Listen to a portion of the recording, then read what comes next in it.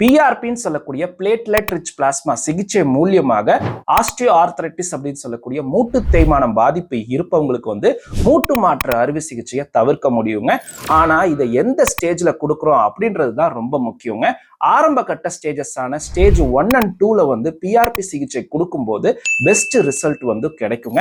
வலி நிவாரணம் நல்லா இருக்கும். அது மட்டும் இல்லாம இவங்களுடைய கார்டிலேஜ் அப்படின்னு சொல்லக்கூடிய குருத்தெலும்பினுடைய அடர்த்தி அதிகரிக்கும். ஸ்டிஃப்னஸ் அப்படின்னு சொல்லக்கூடிய மூட்டுகளை சுத்தி இருக்கக்கூடிய இறுக்கம் முற்றிலும் குறைந்து போகுங்க.